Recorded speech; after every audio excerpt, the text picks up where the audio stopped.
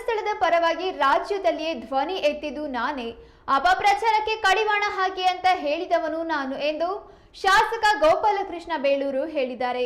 SIT ತನಿಖೆಯಿಂದ ಸತ್ಯ ಹೊರಗೆ ಬಂದಿದೆ. ಯಾವ ಕಾರಣಕ್ಕೂ ನಾವು ಧರ್ಮ ಬಿಟ್ಟು ಹೋಗೋದಿಲ್ಲ, ಧರ್ಮ ನಮ್ಮ ಜೊತೆಗೆ ಇದೆ ಎಂದು ಹೇಳಿದ್ದಾರೆ. ಧರ್ಮಸ್ಥಳದ ವಿಚಾರವಾಗಿ ಧ್ವನಿಯ ಫಸ್ಟ್ ಎತ್ತಿದ್ದೆ ಗೋಪಾಲಕೃಷ್ಣ ಬೇಳೂರು, ನಿಮ್ಗೆ ಗೊತ್ತಿದೆ. ಇವತ್ತು ಆನಂತರ ಇವತ್ತು ನಾನು ಹೇಳಿದ್ದೆ, ಯಾವ ದುಷ್ಟಶಕ್ತಿಗಳು ಯಾವ ವ್ಯಕ್ತಿಗಳು ಅನಾಮಿಕರಿದ್ದಾರೆ, ಧರ್ಮಸ್ಥಳದ ಬಗ್ಗೆ ಪಿತೂರಿ ಮಾಡ್ತಾ ಇದ್ದಾರೆ, ಧರ್ಮಸ್ಥಳವನ್ನು ಹಾಳು ಮಾಡ್ಬೇಕಂತ ಏನು ಹೊರಟಿದ್ರು ಅದಕ್ಕೆ ಕಡಿವಾಣ ಹಾಕಬೇಕಂತ ಹೇಳಿದವನೇ ನಾನು. ಯಾಕಂದರೆ ಶಾಸಕ ಸಭೆಯಲ್ಲೇ ಮಾತಾಡಿದರೆ ಡಿ ಕೆ ಸಾಹೇಬರು ಅದ್ರ ಬಗ್ಗೆ ಹೇಳಿದ್ದಾರೆ. ನಾನು ಒಂದೇ ಮಾತು ಹೇಳಿದೆ, ಇವತ್ತು ನೋಡಿ ಗೊಂದಲ ಆಗಿದೆ. 13 ವರ್ಷದ ಕೇಸನ್ನು ಇವತ್ತಿಗೂ ತಗೊಂಡು ಬಂದಿದ್ದಾರೆ.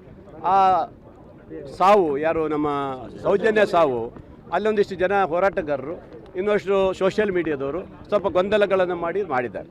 ಇವತ್ತು SIT ಕೊಟ್ಟದ್ದು ಭಾರಿ ಒಳ್ಳೆಯದಾಗಿದೆ. ಇವತ್ತು ಧರ್ಮಸ್ಥಳಕ್ಕೆ ಕ್ಲೀನ್ ಶೀಟ್ ಸಿಗುತ್ತೆ ಇವತ್ತು. ಯಾಕಂದರೆ ಅವನೇನು ತಪ್ಪು, ಅವ್ರದ್ದೇನು ತಪ್ಪಿಲ್ಲ. ಇವನು ಯಾರೋ ಬಂದು ಸೇರ್ಕೊಂಡು ಇಲ್ಲಿ ಏನೋ ಮಾಡಿ ಕಿತಪತಿ ಮಾಡಿದ್ದಾರೆ. ಇವತ್ತು ಒಂದು ಒಳ್ಳೆ ವರದಿ ಕೊಡ್ಬೋದು ಸರ್ಕಾರ ಅಲ್ವಾ, ಅದನ್ನು ಯೋಚನೆ ಮಾಡಬೇಕಾಗಿದೆ. ಧರ್ಮಸ್ಥಳದ ಬಗ್ಗೆ ಇವರಿಗೆ ಇವಾಗ ಇಲ್ಲದ ಚಿಂತನೆ BJPಯವರು ಸಡನ್ಲಿ ಈಗ ಬಂದುಬಿಟ್ಟಿದೆ ಅವರಿಗೆ. ಯಾಕಂದರೆ ಹಿಂದುತ್ವ ಧರ್ಮಸ್ಥಳದ ಹಿಡ್ಕೊಂಡು ಹೋದರೆ ಒಂದಿಷ್ಟು ಓಟ್ ಬರ್ಬೋದು ನೆಕ್ಸ್ಟ್ ಇದಕ್ಕೆ ಅನ್ನೋ ಚಿಂತನೆ ಮಾಡಿದ್ದಾರೆ. ಇವೆಲ್ಲ ಬಿಡಬೇಕ್ರಿ ನೀವು. ಹರೀಶ್ ಇವನಿಗೆ ಕೊಲೆ ಆಯ್ತಲ್ಲ, ಯಾರು ಶಿವಮೊಗ್ಗ ಯಾರು ಹರ್ಷ ಪ್ರವೀಣ್ ಹತ್ಯೆ ಎಲ್ಲ ಕೇಸ್ಗಳನ್ನು ಹಿಡ್ಕೊಂಡು ರಾಜ್ಯದಲ್ಲಿ ಭಾಳ ಬಿಂಬಲಿಸ್ಕಿ ಬಂದಿರಲ್ಲ. ಎಲ್ಲಿ ಬಂದಿರಿ ನೀವು? 66 ಸೀಟಿ ಬಂದಿದ್ರೆ ಇವ್ಯಾವುದೂ ನಡೆಯೋದಲ್ಲ. ಧರ್ಮಸ್ಥಳ ಇಡೀ ನಮ್ಮ ರಾಜ್ಯದ ಜನರ ಆಸ್ತಿ, ಅದು ಇಡೀ ರಾಜ್ಯದ ಜನರ ಆಸ್ತಿ. ಅದು ಹಿಂದಿನಿಂದಲೂ ನಡ್ಕೊಂಡು ಬಂದಿದ್ದಾರೆ. ನಾವು ಯಾವ ಕಾರಣಕ್ಕೂ ಧರ್ಮ ಬಿಟ್ಟು ಹೋಗುವಂಥ ಪ್ರಶ್ನೆ ಇಲ್ಲ.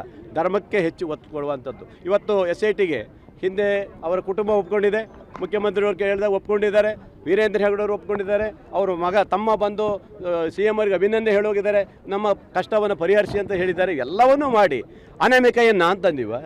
ಅನಾಮಿಕ ನಾವು ತಂದಿದ್ದಲ್ಲ. ಇದನ್ನು ಕೋರ್ಟ್ ಮೂಲಕ ಅನಾಮಿಕ 106 ಶವಗಳನ್ನು ಹೂತಿದ್ದೇನೆ ಅಂತ ಹೇಳಿ ಕೋರ್ಟಿನ ಆದೇಶ ತಗೊಂಡ್ಬಂದು ಕೋರ್ಟ್ ಆದೇಶ ಮಾಡಿರೋದು. ಆ ಅನಾಮಿಕ ಮಾಡಿರುವಂಥ ಗೊಂದಲಕ್ಕೆ ಇವರು ಕಾಂಗ್ರೆಸ್ ಮೇಲೆ ಹೊತ್ತಕ್ಕದೇನಿದೆ ಅಲ್ವಾ? ಇವತ್ತು ನೋಡಿ, ಇವತ್ತು ಆ ಅನಾಮಿಕನ ಅರೆಸ್ಟ್ ಮಾಡಿದ್ದಾರೆ. ಹೌದಾ? ನಾನು ಹೇಳಿದ್ದೀನಿ ಅವನಿಗೆ ನೇಣಿ ಹಾಕಬೇಕು, ಅರೆಸ್ಟ್ ಒಂದೇ ಅಲ್ಲ ಅಂತ ಹೇಳಿದ್ದೀನಿ. ಹಲವಾರು ಕೇಸ್ಗಳನ್ನು ತನಿಖೆ ಮಾಡಿ ಸರ್ಕಾರಕ್ಕೆ ಇಷ್ಟು ದಿನ ಹಾನಿ ಮಾಡಿರೋ ಒಂದು, ಮತ್ತು ಆ ಒಂದು ಸಂಸ್ಥೆಗೆ ಧರ್ಮಸ್ಥಳಕ್ಕೆ ಹಾಳು ಮಾಡಿದ್ದೆಲ್ಲ ಸೇರಿ ಅವ್ರು ಯಾರನ್ನೂ ಬಿಡುವಂಥ ಪ್ರಶ್ನೆನೇ ಇಲ್ಲ. ಅವ್ರು ಎಲ್ಲರಿಗೂ ಬುದ್ಧಿ ಕಲಿಸುವಂಥ ಕೆಲಸವನ್ನು ಸರ್ಕಾರ, ಮಾನ್ಯ ಮುಖ್ಯಮಂತ್ರಿಗಳು, ನಮ್ಮ ಹೋಮ್ ಮಿನಿಸ್ಟ್ರು ಮಾಡ್ತಾರೆ. ಹಾಗಾಗಿ ಗೊಂದಲವನ್ನು ಇವರು ಬಿಡಬೇಕು. ನಾವು ಈಗ ಧರ್ಮಸ್ಥಳಕ್ಕೆ ನಾವು ಹೋಗಲ್ಲ, ವರ್ಷಕ್ಕೆ 2 ಸರಿ ನಾವು ಧರ್ಮಸ್ಥಳಕ್ಕೆ ಹೋಗ್ತೀವಿ. ಆರ್ಗ ಜ್ಞಾನೇಂದ್ರ ಹೇಳ್ತಿದ್ರು ಅವರು ಭಾಳ ನಿನ್ನೆ ಮಾತು, ಏನೋ ಇವರೊಬ್ಬರೇ ಪಾಪ ಧರ್ಮಸ್ಥಳಕ್ಕೆ ಹೋಗೋರು, ಇಲ್ಲಿದ್ದವ್ರು ಯಾರು ಧರ್ಮಸ್ಥಳಕ್ಕೆ ಹೋಗೋದೇ ಇಲ್ಲ ಏನೋ ಅಲ್ವಾ? ಎಲ್ಲರೂ ಧರ್ಮಸ್ಥಳಕ್ಕೆ ಹೋಗೋದ್ರಿಂದ ಆ ಪವಿತ್ರವಾದ ಸ್ಥಳಕ್ಕೆ ಯಾವುದೇ ಕೆಟ್ಟ ಹೆಸರು ಬರಬಾರದ ರೀತಿಯಲ್ಲಿ ಮಾಡಿದೆ. ಅದೆಲ್ಲ ಬೂಟಾಟಿಗೆ ಯಾಕೆ NIA ಕೊಡಬೇಕು? NIA ಕೊಡೋದು ಏನು ಮಾಡಿದ್ದಾರೆ? ಅಲ್ಲೇನು ಬೇರೆ ಕೃತ್ಯ ಮಾಡಿದ್ದಾರಾ? ಸೋಷಿಯಲ್ ಮೀಡಿಯಾದಲ್ಲಿ ಹಿಂದೂ ಇರ್ತಾನೆ, ಕ್ರಿಶ್ಚಿಯನ್ ಇರ್ತಾನೆ, ಮುಸ್ಲಿಮು ಇರ್ತಾನೆ. ಅಂದರೆ ನೋಡಿ, ತಿಮ್ಮರೆಡ್ಡಿನೇ ಹೇಳಿದ್ನಲ್ಲ, BJPಯವರೇ ಕೊಟ್ಟಿರ್ಬೋದು ನಮ್ಗೆ ಹಣ ಅಂತ ಹೇಳಿದ್ನಲ್ಲ, ಅವರೇ ಕೊಟ್ಟಿರ್ಬೋದೇನೋ. ಈ ಥರ ಇರ್ಬೋದು, ಒಳಹೊಡ್ತಾ ಇರ್ಬೋದು, ಅವ್ರದ್ದೆಲ್ಲ ಹೇಳೋಕ್ಕಾಗೋದಲ್ಲ. ಪರಮ ನೀಚರು ಅವರು. ಯಾಕಂದರೆ ಇಂಥ ಗಲಾಟೆ ಮಾಡಿಕೊಂಡೇ ಮುಂದೆ ಚುನಾವಣೆ ಬರುವಂಥವ್ರು ಅಲ್ವಾ? ಇದಕ್ಕೆ ಯಾವುದಕ್ಕೂ ಆಸ್ಪದ ಇಲ್ಲ. ಇವತ್ತು ಅನಾಮಿಕನ ಅರೆಸ್ಟ್ ಮಾಡಿದ್ದಾರೆ.